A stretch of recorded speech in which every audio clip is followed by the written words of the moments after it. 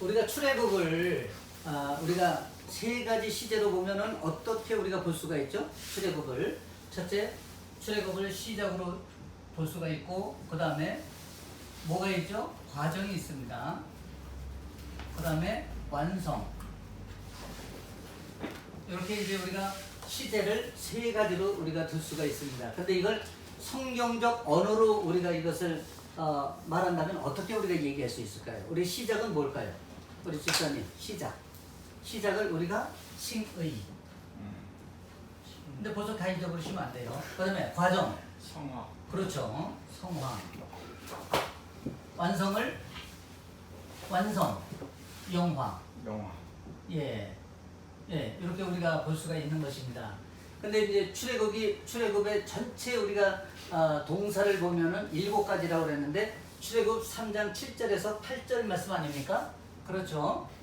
출애굽 3장 7절에서 8절 말씀.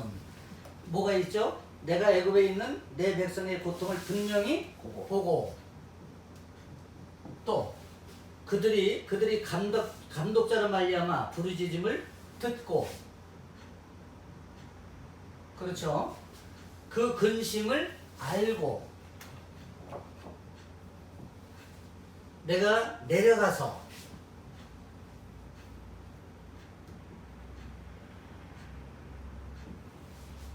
그들이 애굽의 손에서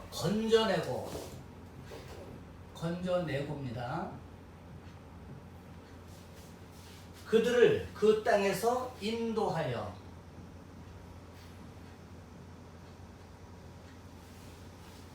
아름답고 광대한 땅, 젖과 꿀이 흐르는 땅, 곧 가나안 족속, 헷 족속, 아모리 족속, 브리스 족속, 휘 족속, 여부스 족속의 지방에 데려가려 하노라.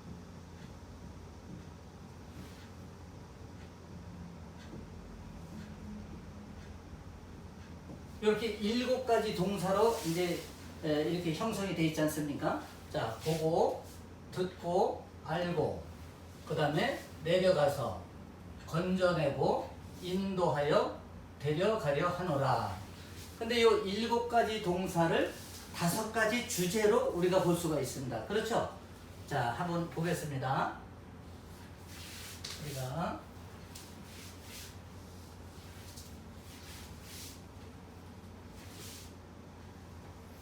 자, 첫째, 보고, 듣고, 알고를 한 동사로 보는 것입니다. 보고, 듣고, 알고. 이게 출애굽 몇 장이죠? 1장에서 2장. 그렇죠? 맞죠? 그 다음에 내려가서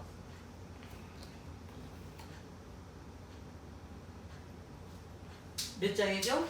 이것은 3장에서 몇 장? 11장. 그 다음에 건져내고,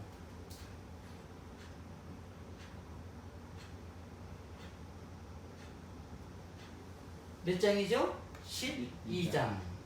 그 다음에 인도하여. 인도하는데 어디로 인도하죠? 첫 번째, 홍해.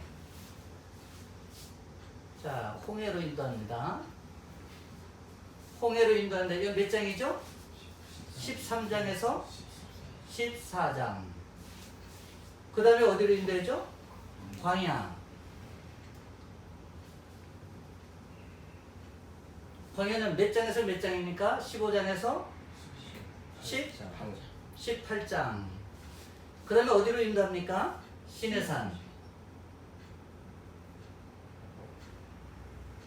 자, 시내산은 몇 장이죠? 19장에서 24장. 요게 인도하여입니다. 인도하여. 그 다음에 데려가려 하노라.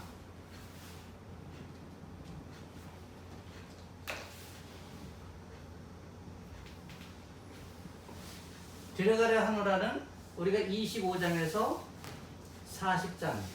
40장까지입니다. 그렇죠? 네. 그리고 여기는 가나안으로 이제 우리가 가는 것입니다. 자, 그런데 우리가 이렇게 이제 5가지 우리가 주제를 가지고 가나안의 전체 구조를 볼 수가 있는데, 보고 듣고 알고는 무엇을 보고 듣고 알았다는 얘기입니까? 이 얘기가 한번 말씀해 보셔요. 뭘 보고 듣고 알았다는 얘기? 우리의 처지, 우리의 상황, 우리의 고통, 우리의 아픔, 누가? 바로 애굽에 있는 이스라엘 백성들. 그러면 왜 이스라엘 백성들이 애굽에 430년 종살이를 했지 않습니까? 근데 종살이를 했는데 왜 하나님께서 그러면 이스라엘 백성들에게 고난이라고 하는 그 환경을 배열하셨을까 하는 걸 우리가 알아야 우리가 이 전체적인 이 출애굽을 이해할 수가 있습니다. 근데 이스라엘 백성들이 이제 애굽에 430년 종살이했지 않습니까? 그 종살이 하면서 이스라엘 백성들이 어떻게 변했어요? 어떻게 변했죠? 이스라엘 백성들이 애굽인화 된 것입니다. 그렇죠? 맞죠? 네, 애굽인화 된 거예요. 근데 이스라엘 백성들은 어떤 민족입니까? 하나님이 특별히 선택한 민족이에요. 그런 민족이 애굽에 가서 430년 있는 동안에 애굽인 사람처럼 바뀌어간 것입니다. 하나님의 정체성을 잃어버리고 애굽인 사람화 되어버린 것입니다. 그런데 그것을 하나님께서는 더 이상 용납하실 수가 없는 거예요. 왜? 이스라엘 백성들을 그대로 둘 수 없는 하나님의 자녀로서 하나님이 선택한 민족이 그런 상황에 처하게 더 이상 둘 수가 없다라는 하나님의 판단이 선 것입니다. 그래서 이스라엘 백성들에게 배열하신 것이 고난이라는 거예요. 자, 근데 우리가 고난을 겪으면 우리도 하나님 앞에 어떻게 합니까? 하나님 잘못했다고 무릎을 꿇지 않습니까? 그렇죠? 우리 자녀들도 잘못했으면 우리 부모한테 와서 무릎을 꿇지 않습니까? 왜냐하면 고난이 없으면은 그렇게 자기의 환경에 바뀔 수 있는 우리의 자아가 반응을 하지 않는 거예요. 그래서 하나님께서는 특별히 고난이라고 하는 이스라엘 백성들에게 선물을 통해서 이들을 하나님께서 이제 구원하시기를 원하시는 것입니다. 그래서 이 구원이 이렇게 하나님께서 고난을 통하면 이스라엘 백성들이 무엇을 하게 될까요? 하나님을 찾을 수밖에 없는 거예요. 근데 하나님을 부르짖을 수밖에 없고 찾을 수밖에 없기 때문에 그것을 우리가 기도다 이렇게 우리가 얘기하는 것입니다. 근데 우리도 마찬가지예요. 우리가 어려운 일을 당하면 우리가 하나님 앞에 나와서 기도하는 거예요. 자기의 집안에 어떤 문제가 있으면 새벽에 와서 하나님 앞에 부르짖어 기도하는 것입니다. 그래서 우리가 이 고난이라고 하는 것은 상황적으로 우리에게 고통이 오고 또 아픔도 오지만 하나님 앞에 기도할 수 있는 하나의 또 축복의 통로가 될 수 있다 하는 것입니다. 그래서 하나님께서 이스라엘 백성들의 그 아픔과 고통을 아셨다는 거예요. 왜? 이스라엘 이제 애굽의 왕조를 바꾸는 환경의 변화를 하나님께서 허락해 주셨어요. 그래서 왕조가 요셉이 애굽에 선한 영향력을 끼쳤을 때 요셉을 알던 왕조가 바뀌었습니다. 그래서 요셉을 모르는 왕조가 들어섬으로 인해서 이스라엘 백성들이 하나의 경계의 대상이 된 거예요. 그래서 왜냐하면 자기네들이 애굽의 공격을 받았을 때 이스라엘 백성들의 혹시 안에서 내통을 하면 자기들에게 위험이 될까 하는 그런 것 때문에 이스라엘 백성들을 학대하기 시작했어요. 그 학대가 뭐죠? 첫째, 중노동.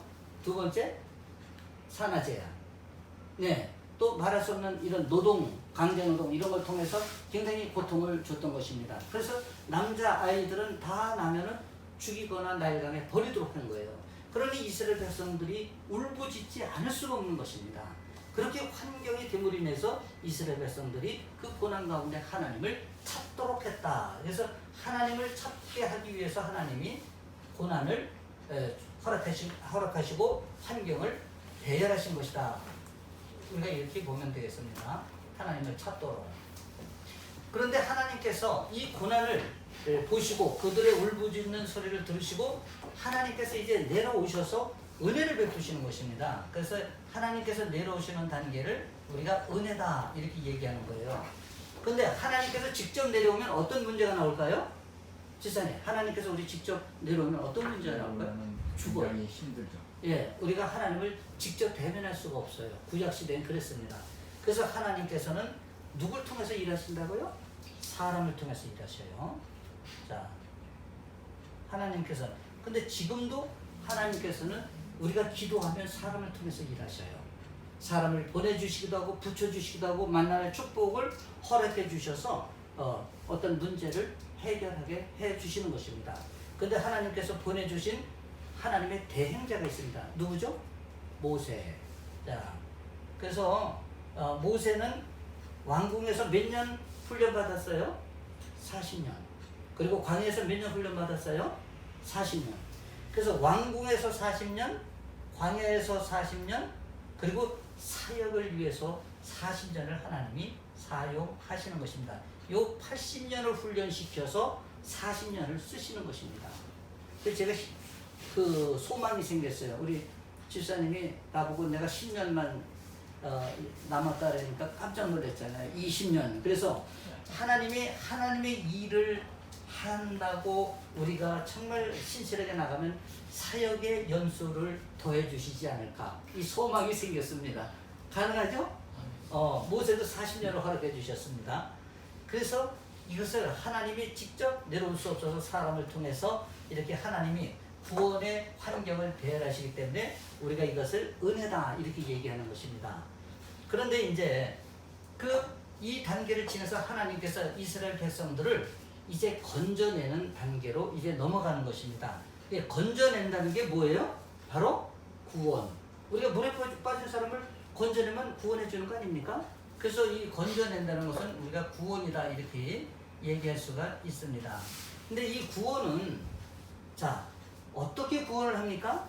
구약에서는 반드시 뭐에 의해서 구원이 돼요? 뭐에 의해서? 피. 예.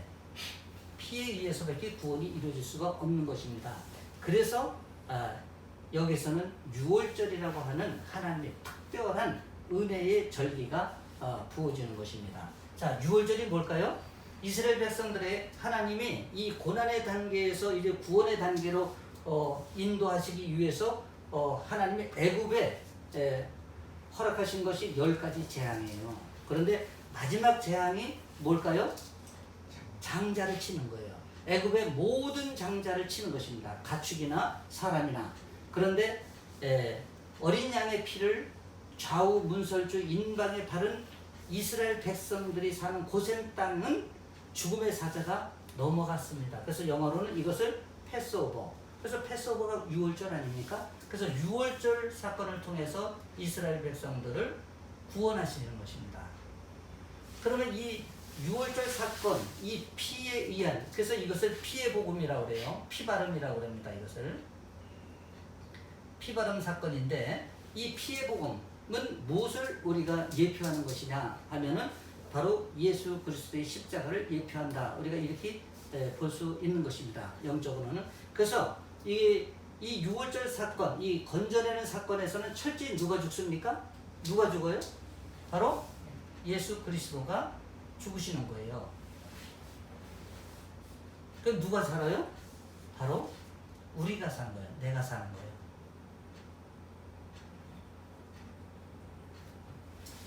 예수 그리스도가 죽음으로 인해서 우리가 사는 것입니다.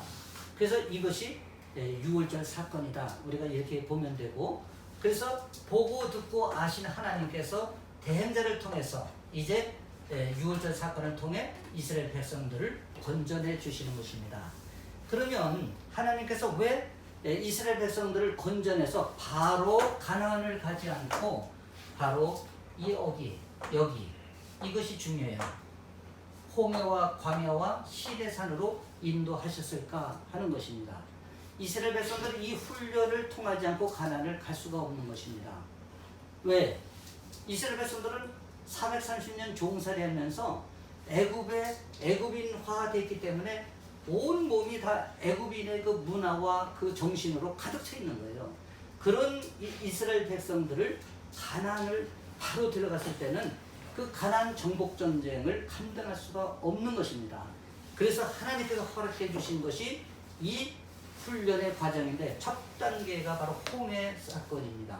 그래서 홍해가 뭡니까? 이스라엘 백성들이 애굽에서 출애굽해서 이제 광야를 가는 여정의 첫 번째 만난 것이 홍해예요. 그 홍해에서는 뒤에서는 자 보십시오. 이제 홍해 앞에 섰는데 애굽의 바로가 변심을 했어요. 자, 자기 자산 아닙니까? 노예면. 근데 노예를 그냥 보내자니 억울한 생각이 드는 거예요. 손해보는 생각이 드는 거예요. 그래서 애굽의 바로 왕이 정예병을 이제 보내서 추격을 합니다. 근데 정예병이 어떤 정예병이냐면은 철병거가 600대다 이렇게 얘기를 해요. 그러면 철병거가 600대면 오늘날로 말하면 뭘까요? 탱크 전차가 600대다. 그러니까 그 당시 이 철기 문화에서 철병거라고 하면 최신의 장비다 이렇게 볼 수가 있는 거예요. 그런 탱크 600대를 몰고 왔을 때 이스라엘 백성들이 홍해 앞에서 할 수 있는 게 뭐가 있겠느냐는 거예요. 뭐가 있을까요? 아무런 무장이 돼 있는 게 없어요. 훈련도 돼 있는 게 없어요. 여기서 할 수 있는 건 뭘까요? 하나님 앞에 자기를 어떻게 해요? 내어 맡기는 것. 내어 맡기는 것. 그래서 이것을 우리가 세례다 이렇게 얘기하는 것입니다. 자, 근데 이 세례는 뭐죠? 자기를 부인하는 거예요. 자기를 부정하는 것. 그래서 이것을 자기 부정이다 이렇게 얘기하는 것입니다. 자기 부인.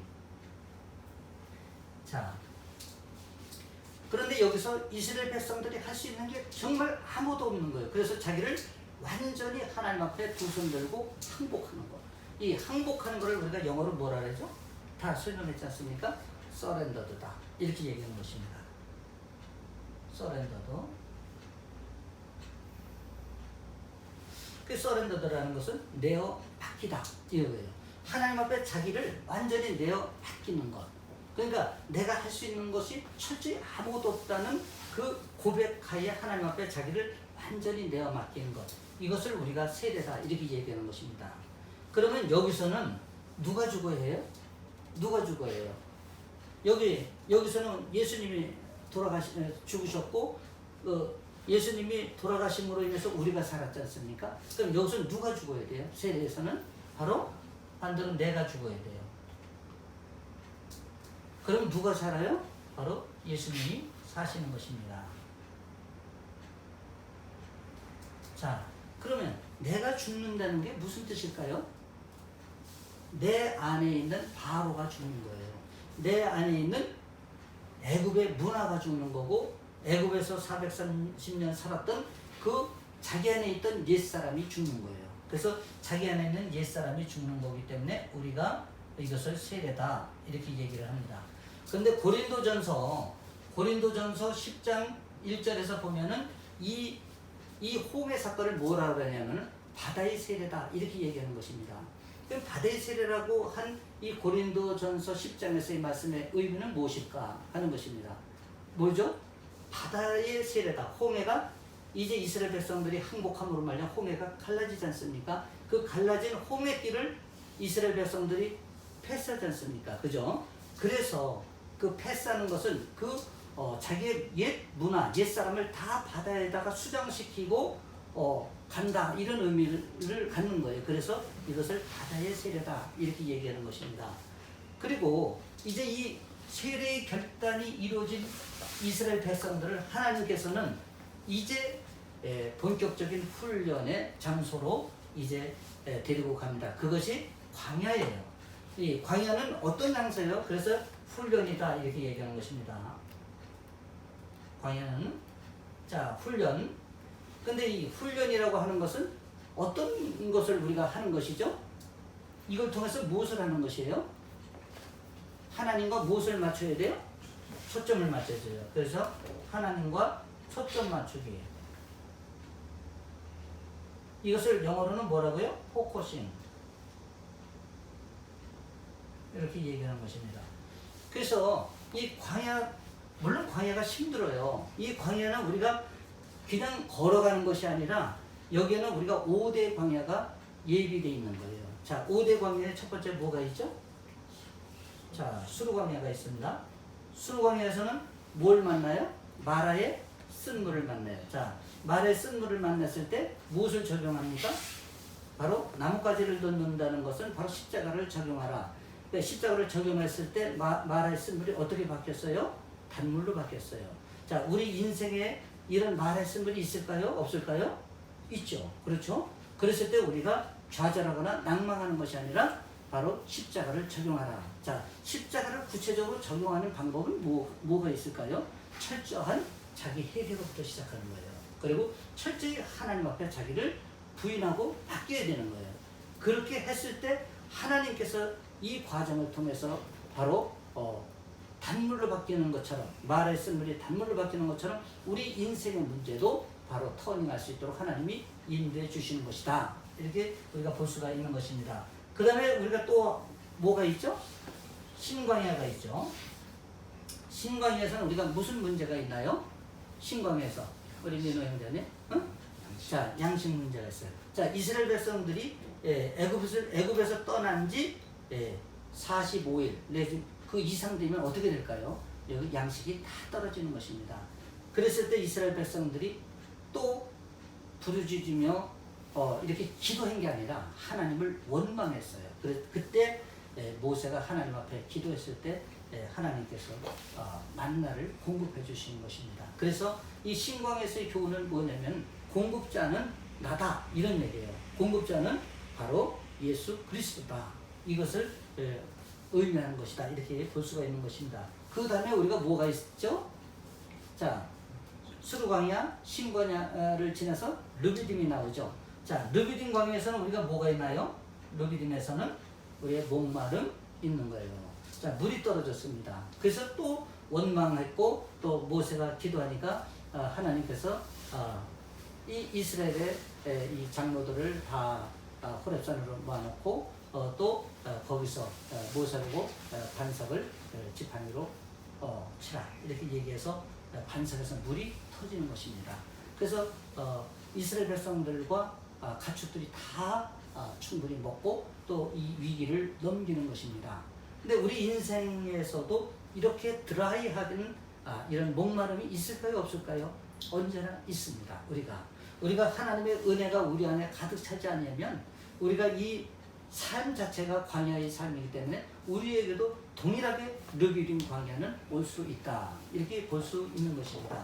그때 우리가 또 좌절하거나 낭망하지 말고 하나님 앞에 기도하면 하나님께서 르비딤 광야에서의 반석의 물을 공급해 주신 것 같이 우리에게 생수를 공급해 주시는 것입니다. 그리고 우리가 또 네 번째는 뭐가 있냐면 아멜렉이 있죠. 아멜렉. 자, 아멜렉은 뭐죠? 우리가 누구의 후손이라 했어요? 에서의 후손이라 했어요. 그래서 아멜렉을 광족이다, 광야족이다 이렇게 얘기를 했는데 이 아멜렉의 특징이 뭡니까? 아멜렉의 특징이 뭐예요? 특징이 있죠. 남의 약점을 공격하는 거예요. 네. 자, 이스라엘 백성들이 쭉 대오를 지어서 200만 명이 이 걸어갔을 때 어떤 현상이 벌어질까요? 뒤에 처지는 그런 대오에서 이탈되는 사람들이 나오는 것입니다. 그런 사람들을 공격해서 약탈해서 자기들의 생업을 삼고 있는 이 아멜렉. 이 아멜렉이 나중에는 하나님께서 이 아멜렉을 진멸하라고 했어요. 그런데 우리 인생에도 이 아멜렉이 있을까요? 없을까요? 여전히 있습니다.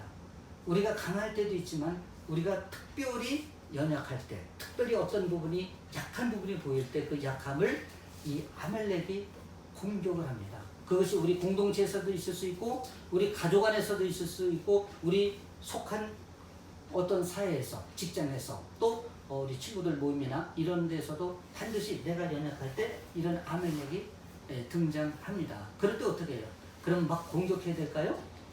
그게 아닌 거예요. 그때도 역시 우리가 전적으로 이 부분을 하나님 앞에 올려드리고 우리가 기도할 때 이 아멜렉은 물리칠 수 있는 것입니다. 그리고 이제 이 네 번째 광야가 지나서 우리가 시내 광야가 나와요. 마지막 광야가 시내 광야입니다. 자, 시내 광야는 뭐죠? 시내 광야는 자기의 한계를 아는 것입니다. 모세가 이제 시내산에 이스라엘 백성들이 장막을 치고 다 거주했을 때, 자 보십시오. 200만 명이 넘는 그 광대한 민족들이 장막을 쳤을 때 모든 송사 문제를 누가 해결했어요? 모세 혼자 해결했던 것입니다. 근데 모세가 신도 아니잖아요. 그렇죠? 그러면 모세도 지치고 백성도 지치는 것입니다. 그래서 인간은 이렇게 한계가 있는 거예요. 그래서 이드로, 모세의 장인 이드로에 의해서 지혜를 공급해 주셨어요. 그 뭐냐면 10부장, 100부장, 1000부장을 세우는 것입니다. 그래서 자기의 권한을 위임해서, 그래서 연합해서, 합력해서 사역을 하도록 이렇게 한 것입니다. 우리도 어떤 이 땅의 삶을 살아가면서 이러한 신의 광야가 우리에게 여전히 존재한다는 거예요. 우리가 세상 일 다 할 수 없지 않습니까? 그래서 우리도 사역을 맡을 때 또 그 사역을 우리가 서로 위임해서 서로 이렇게 연합해서 우리가 사역을 할 때 서로 은혜롭게 잘 감당할 수 있다 하는 것입니다. 그래서 우리가 이 광야는 하나님이 우리와 하나님과의 이런 눈을 맞추는 거, 그래서 포커싱이에요. 서로 맞춘다 이런 거죠. 다시 말하면 이것은 우리가 주권을 드리는 거예요. 하나님 앞에. 하나님 앞에 주권 드리는 거. 내가 할 수 없다는, 그러니까 나의 주권을 하나님 앞에 전적으로 위임하는 그런 훈련을 여기서 받는 것이다 하는 것을 우리가 알 수 있습니다. 자, 이 홍해에서 이 세례를 경험했지 않습니까? 근데 홍해에서 세례를 경험한 이스라엘 백성들에게 세 가지를 명령한 게 있어요. 기억하시나요? 자, 첫 번째 뭐죠? 이거 잊어버리면 안 돼. 이거 너무 중요한 것이고, 이거 잊어버리면 다시 어디로 가요? 고난으로 올 수 있는 것입니다. 무섭죠? 자, 여기서 이게 굉장히 중요합니다. 첫째 뭐예요? 초태생신앙. 초태생신앙이 뭡니까? 첫 것을 하나님 앞에 드리라. 자, 첫 것이 뭐예요? 첫 것. 첫 것은 우리의 시간적으로나 가치적으로나 하여간 모든 것의 우선이 하나님. 그래서 하나님 중심, 하나님 제일주의, 하나님 으뜸주의 이렇게 말씀을 드리는 것입니다. 그래서 이 초태생 신앙의 가장 대표적인 것이 뭐죠? 예배. 예. 그래서 예배의 성공은 삶의 성공이다. 이렇게 말씀을 드리는 거예요. 그런데 이 예배를 잘 몰라서 사람들이 온전한 예배를 드리지 않고 자기 예배를 드리는 거예요. 다시 말하면 우리가 향로에 불을 갖다가 놔야 되는데 우리가 홈리와 비나스가 다른 불을 써가지고 죽었지 않습니까? 우리가 예배를 드리면서도 다른 불을 가지고 예배를 드릴 수 있는 위험성이 항상 존재한다. 그것을 우리가 결코 잊어서는 안 되는 것입니다. 자, 주일날 여러분 경조사가 있어요. 자, 그럼 어떻게 할 거예요? 자, 친구 경조사가 있어. 친구 딸이 결혼을 해. 그러면 집사님 어떻게? 주일인데 그냥 얼른 가야 될까요? 이게 참 어려운 거예요. 근데 대부분 내가 주변에 보니까 가요. 그래서 내가 그러면 안 된다고 내가 그 세가족반에서도 그렇고 출애굽에서도 아주 강조하는 것입니다. 심지어 중직도 이런 분들이 있어요. 내가 주변에서 보니까 이거는 우리가 제대로 신앙을 자기 안에 정립하지 못한 거예요. 다시 말하면 나의 신앙관이 제대로 형성되지 못한 거예요. 자, 토요일날 가서 미리 우리가 축하를 해주고 다 마음을 전할 수 있어요. 그런데도 불구하고 우리가 주의를 손을 댈 수가 없는데 그럼에도 주의를 내 마음대로 재단한다는 것은 역시 주권을 내가 쥐고 있다. 내가 왕이라는 거예요. 그래서 내가 판단했을 때 이것은 내가 가야 된다고 생각하는 것입니다. 그런데 하나님은 그렇게 말씀 안 하시잖아요. 그래서 우리가 초태생 신앙을 지키는 것은 너무도 중요하다. 두 번째는 뭘까요? 두 번째는 무교절을 지키는 것입니다. 자, 무교절은 누룩 없는 빵을 먹는 거예요. 누룩은 죄를 상징하기 때문에 누룩 없는 빵 사실 맛이 없어요. 그래서 밋밋해요. 그런데 누룩 없는 빵을 6월절 지난 다음에 일주일을 먹어요. 이스라엘 백성들이. 이게 무교절이에요. 이 무교절을 지킨다는 것은 다시 말하면 거룩한 삶을 살아라 하는 건데 거룩한 삶이 정말 쉽지 않아요. 왜? 철저히 구별해야 되거든요. 근데 이 구별된 삶이 얼마나 어렵습니까? 아까 경조사 문제도 마찬가지죠. 구별해야 되는데 구별하지 못하는 거예요. 자, 제가 새벽 기도회 말씀을 전할 때도 그랬어요. 우리가 생각해야 될 것과 생각해서는 안 되는 것, 또 해야 될 것과 해야 돼서는 안 되는 것, 봐서는 될 것과 봐서는 안 되는 것, 이런 것을 우리가 철저히 구별하는 거예요. 철저히. 근데 이제 직장 생활 하시는 분, 특별히 영업을 담당하시는 분들이 이 무교절 지키기가 너무도 쉽잖아요. 그렇죠? 왜 그럴까요? 왜 그럴까요? 이거 술자리를 가야 돼요. 예. 제가 전에도 말씀드렸지만, 금요일날 어느 장로님이 우리 교회에 와서 강의를 한 적이 있어요. 그분도 나름대로 훌륭한 분이에요. 그런데 그분이 그 말씀 중에 실수하는 것을 내가 지금도 기억하는 거예요. 자기는 룸사롱 가서도 전도를 한대. 그래서 내가 그 말을 듣고는 기가 막힌 거예요. 왜? 룸사롱 가면 룸사롱 분위기가 전될 수가 없어요. 예, 내가 오늘 내가 늘 얘기하잖아요. 이 문 열고 나가면 나는 우리가 어떻다고요? 무교병을 먹든지 아니면 유교병을 먹든지 두 가지 중에 하나밖에 없다. 우리는 그런 존재인 것을 우리가 인정해야 돼요. 그래서 그 자기 연약함을 인정했을 때 구별이 가능해요. 왜? 내가 연약하기 때문에 하나님을 의지할 수 있거든요. 그래서 무교병을 우리가 먹어야 된다. 세 번째는 뭘까요? 세 번째, 구름기둥과 불기둥의 인도를 받는 것입니다. 근데 이거 굉장히 중요하죠. 자, 구름기둥과 불기둥의 인도를 못 받으면은 결과적으로 내 마음대로 하는 거예요. 근데 이것은 성령의 인도를 받아라, 성령의 조망을 받아라, 이 얘기예요. 그러면 우리가 항상 성령님과 교통해야 돼. 그래서 우리 삶의 상황에서 벌어지는 모든 일들을 내 마음대로 내 이성적 판단으로 결정하고 판단하고 행하는 것이 아니라 그 상황을 하나님 앞에 올려드리고 하나님의 뜻을 묻고 하나님이라면 이럴 때 어떻게 하시겠습니까? 라고 기도하고 질문해야 되는 거예요. 근데 이것을 하지 않으면 우리는 주권위양을 할 수 없는 것입니다. 여전히 내가 왕권을 쥐고 있기 때문에 내가 왕인 거예요. 그러면 성령님이 일하실 수가 없다. 그래서 성령님이 일하실 수 있는 스페이스를 만들어 드리려면 철저하게 그분에게 질문하고 그분에게 우리가 물어야 되는 거예요. 이것이 굉장히 중요하다고 말씀을 드리는 거예요. 이것이 이루어졌을 때 비로소 세례적 삶을 살아갈 수가 있는 것입니다. 그런데 이 세례적 삶을 하나님께서 딱 훈련시킨 다음에 광야로 데리고 간 거 아닙니까? 이 광야부터는 이 훈련을 시키는 거예요. 바로 초태생과 무교절과 구름기둥과 불기둥의 인도를 받는 이 훈련을 이제 이 광야, 이 5대 광야에서 철저히 그것을 지키도록 훈련을 시키시는 것입니다. 그래서 여기서 주권 드림이라고 말씀을 드리는 거예요. 그래서 주권 드리는 훈련을 이 광야, 5대 광야에서 하는 것입니다. 그래서 이 훈련이 잘 됐을 때 우리는 누구의 지시를 받습니까? 이 훈련이 된 사람은 하나님의 지시를 받고 하나님의 사상과 하나님의 철학과 그분의 통치 안에 거할 수 있는 거예요. 그런데 이 훈련이 되지 않으면 우리가 누구의 지시를 받아요? 바로의 지시를 받는 거예요. 그래서 바로의 원리, 바로의 기준에, 바로의 원칙에 우리가 살게 되는 거예요. 그렇지 않습니까? 이게 안 돼 있으면 우리가 하나님을 믿는다고 하면서 여전히 세상의 가치관과 세상의 통념과 세상의 관념과 세상의 문화 속에 우리의 삶을 살아가는 것입니다. 이거 얼마나 중요한 것입니까? 이것이. 그렇죠? 예. 그래서 철저히 우리가 훈련을 받아야 된다. 우리가 전쟁에서의 훈련은 우리가 평소의 훈련은 전쟁에서 피 한 방울과 바꾼다. 이런 얘기가 있지 않습니까? 그만큼 우리가 훈련이 중요하다. 신앙도 훈련이다. 이렇게 우리가 정의를 내리면 되겠습니다. 그래서 이제 이 훈련이 끝난 다음에 하나님께서 시내산으로 이제 우리를 인도하시는 거예요. 자, 보십시오. 여기서부터 보고 듣고 알고 그리고 하나님께서 내려가서 건져낸 다음에 이 훈련을 시킨 다음에야 비로소 시내산으로 우리를 인도해요. 왜?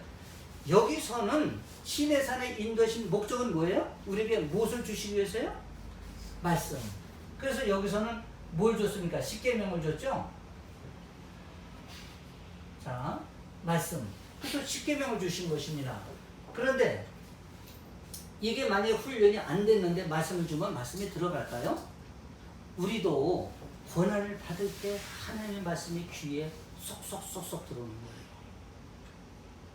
그래서 이 훈련이 끝난 다음에 하나님께서 이제 시내산에서 말씀을 주시는 것입니다. 이 말씀이 뭘까요? 말씀은 하나님의 철학, 사상, 원칙, 정신.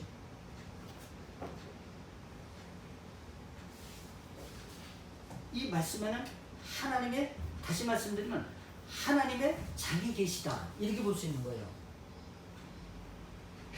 하나님의 자기 계시. 왜 하나님의 자기 계시예요? 하나님이 하나님의 철학, 하나님의 사상, 원칙, 정신으로 살아라 하는 이 자기 계시를 하시는 것이다. 다시 말씀드리면 이것은 하나님의 통치 원리예요.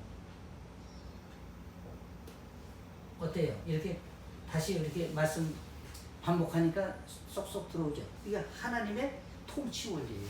이게.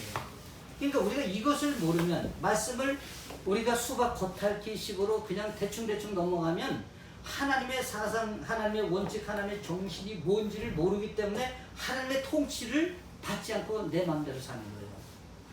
어떤 의미에서 하나님의 통치를 거부할 수도 있어요. 특별히 성질 나쁜 사람들, 이 기질, 성품 나쁜 사람들은 하나님의 통치를 거부해요. 내 방식대로 사는 거예요. 그럼 우리 신의 산 이것이 의미가 없는 것이 되는 것입니다. 그렇죠? 이게 굉장히 중요하죠. 예. 그래서 우리가 신의 산에서 하나님의 말씀을 주실 때는 이 통치 원리대로 살아라. 이것입니다. 하나님의 통치를 철저히 받아라. 그래야 하나님 나라가 내 안에 임하는 것입니다. 자, 그리고 나서 이제 어디로 데려갑니까? 이스라엘 백성들을 이 신의 산의 말씀을 주신 다음에 어디로 데려가요? 말씀을 하셔요. 자, 성막으로 데려가는 것입니다. 자, 여기에서 이 말씀을 주셔서 이 통치 원리를 깨닫게 훈련한 다음에 그리고 성막으로 들어가는 것입니다. 자, 성막에서는 뭘 원하시는 거죠? 하나님께서 이 성막 훈련을 통해서는 뭐죠? 매일 예배, 매일 교통, 하나님과 매일 예배, 매일 교통을 하라는 거예요. 이 성막에서. 예. 그런데 우리 성막에서 매일 교통, 매일 예배를 드려야 되는데 우리가 썬데이 크리스찬은 어때요? 그냥 주일날 와서 딱 한 번 예배 드리는 것으로 땡 치려고 하는 거 아닙니까? 근데 이 매일 예배라는 것은 우리 삶을 통해서 우리 삶 속에서도 예배의 정신이 살아나라는 거예요. 예배의 정신으로 살았을 때 하나님과 교통이 이루어진다는 거예요. 그럼 우리가 주일날 예배 드리고 가서는 세상 방식대로 다 살면은 우리는 성막에 거하는 것이 아니다. 이렇게 우리가 정의를 내릴 수 있는 것입니다. 여전히 우리는 세상 사람이 되어 있는 거예요. 그래서 우리가 하나님을 믿는다 하면서도 바뀌지 않는 것이 바로 이런 거예요. 이렇게 성막 안에서 이렇게 하나님을 훈련시키는 이유와 목적이 있는데 그대로 우리가 훈련을 안 받았기 때문에 내 마음대로 예배드리고 내 방식대로 예배드리고 교통을 안 해요. 하나님하고 교통을 해야 하나님의 정신, 하나님의 뜻을 알고 우리가 그 정신대로 살아가고 또 하나님과 포커싱이 되지 않습니까? 근데 그대로 하지를 않는 것이다. 이렇게 보면 되는 것입니다. 근데 우리가 이쯤 되면 우리가 하나님의 연인이 돼요. 이쯤 되면 우리는 하나님의 연인이 됩니다. 연인. 그래서 하나님께서 내 안에 계시고 내가 하나님 안에 있는 단계가 바로 이쯤 됐을 때 이루어지는 것입니다. 그래서 하나님께서 이렇게 훈련된 자에게 아가서의 고백이 나오는 거예요. 그래서 어여쁘고 어여쁜 자야 하면서 마치 우리를 연인을 대하듯이 하는 것입니다. 하나님께서. 아가서 한번 읽어보셔요. 그러면 정말 이거 연인에게 쓸 수 있는 온갖 수사가 다 들어있어요. 네? 그 하나님 우리를 그런 눈으로 바라보시는 거예요.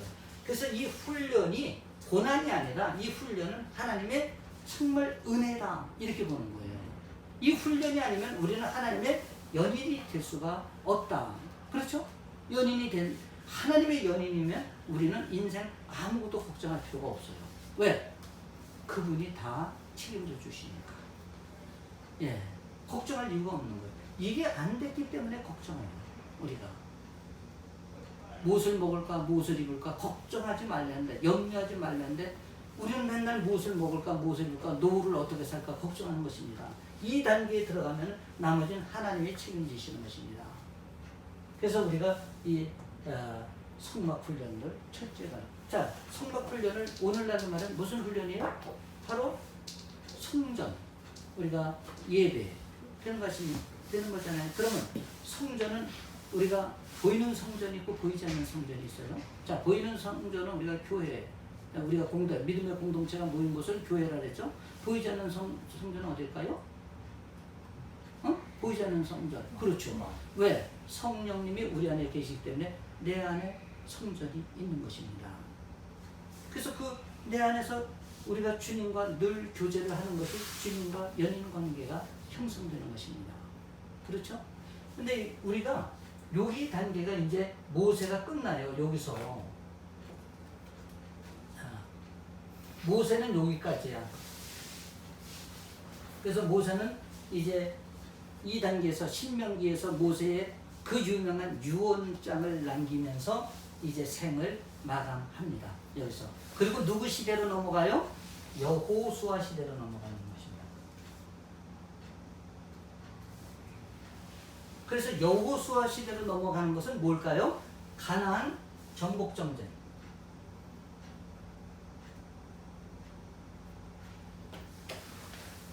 가나안 정복 전쟁은 이스라엘 백성들이 빼앗겼던 가나안을 다시 되찾는 거예요. 자, 우리도 이 가나안 정복 전쟁을 지금 하고 있는 거예요. 이게 우리가 흔히 말하는 영적 전쟁이다. 이렇게 얘기하는 것입니다. 그렇죠? 우리는 무수히 영적 전쟁을 지금 치르고 있어요. 그것이 바로 가나안 정복 전쟁이에요. 그래서 이것을 우리가 가나안 영성이다. 또 지성소 영성이다. 우리가 이렇게 얘기하는 것입니다. 왜 그럴까요? 우리가 성막을 우리가 평면도를 봤을 때 우리가 동문에서부터 마지막 단계가 어디입니까? 바로 지성소죠. 그래서 그 지성소, 지성소 영성이다. 이렇게 우리가 얘기를 하는 것입니다. 자, 그러면 우리가 이제 한번 모자를 하나 또 이렇게 씌워볼까요? 그러면 자, 여기는 우리가 하나님의 무조건적인 은혜예요. 그렇죠? 이 하나님의 유월절을 통해서 이스라엘 백성들을 구원하실 때 우리 어떤 공로가 아무것도 없는 거예요. 무조건 하나님께서 은혜를 베풀어 주신 것이에요. 그래서 여기를 우리가 은혜의 단계라고 얘기를 하는 것입니다. 그래서 여기는 사랑의 하나님, 전능하신 하나님, 이렇게 우리가 말씀을 할 수가 있는 것입니다. 그리고 여기에는 뭐냐면 우리가 믿음으로 응답하는 단계예요. 여기는. 그래서 여기서부터는 이제 하나님의 일방적인 은혜, 일방적인 하나님의 사랑이 아니라 여기서는 이제 하나님과 우리의 쌍무관계로 다 넘어가는 거예요. 그렇죠?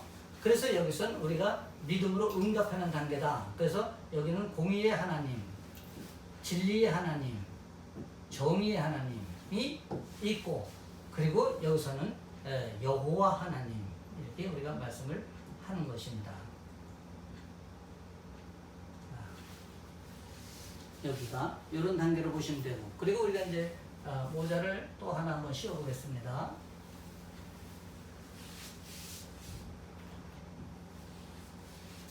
자, 여기를 우리가 뭘로 볼 수 있을까요? 여기를 칭의. 몇 퍼센트? 30%. 자, 우리가 출애굽이 총 몇 장이에요? 40장. 그래서 요 건전의 6월절 사건이 12장입니다. 그래서 정확히 30%가 우리가 칭의가 되는 거예요. 자, 여기가 우리가 성화라고 하는 것입니다. 그렇죠? 몇 프로? 70%. 바로 이것이 우리의 핵심 과제가 되는 거예요. 핵심 과제, 핵심 목표가 되는 것입니다. 그래서 이 부분을 우리는 구원 경영이다.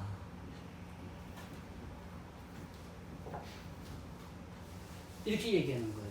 이 부분을 구원 경영이다. 다시 말씀드리면 이 부분을 우리 삶을 관리하는 거예요. 라이프 매니지먼트.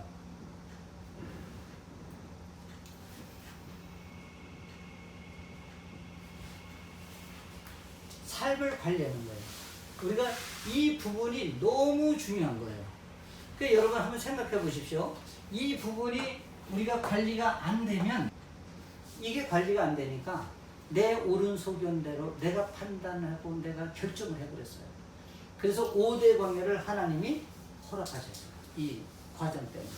이 5대 광야, 여러분 한 광야만 지나도 입에서 탄내가 나요. 근데 내가 이 5대 광야를 겪었으니 얼마나 힘들었겠습니까? 가진 모든 것을 완전히 잃고서야 하나님 앞에 항복을 했어요. 그래서 인간이 이렇게 어리석어요. 이렇게 조금만 풀기만 있어도 머리를 돌려. 예, 근데 제가 감사한 것은 이 훈련을 통해서 잔머리를 안 굴리게 됐다는 거예요. 내 명석한 머리를 의지하지 않게 됐다는 거예요. 난 이거 너무 감사해요.